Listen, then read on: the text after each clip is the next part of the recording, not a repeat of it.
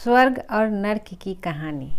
ये कहानी है एक साधु और नर्तकी की। किसी छोटे से गांव में साधु रहते थे और उस साधु का काम गांव के लोगों को उपदेश देना था। उसी गांव में एक नर्तकी रहती थी।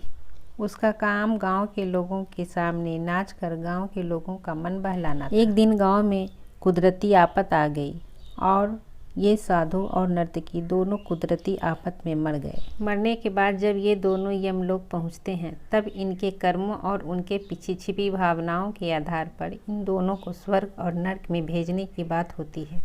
साधु को खुद को स्वर्ग में ही आश्रय मिलेगा, इस बात का अंदाज़ा था।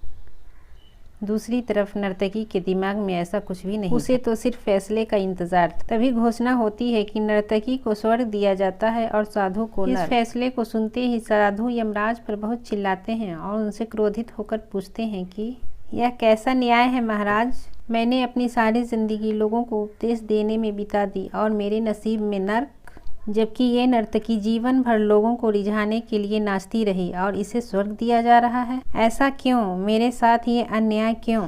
यमराज ने साधु को शांति से उत्तर देते हुए कहा कि ये नर्तकी अपना पेट भरने के लिए नाचती जरूर थी, किंतु उसके मन में यही भावना थी कि मैं अपनी कला को ईश्वर के चरणों में समर्पित कर रही हूँ। जबकि तुम लोगों को उपदेश देते हुए भी यही सोचते थे कि काश मुझे भी नर्तकी का नाच देखने को मिल जाए। यमराज ने साधु से यह भी कहा कि तुम ईश्वर के इस महत्वपूर्ण संदेश को भूल गए कि इंसान के कर्म से अधिक कर्म करने के पीछे की भावना मायने रखती और तुम्हें इस कर्म के पीछे की भावनाओं के हिसाब से ही तुम्हें नर्क मिला है।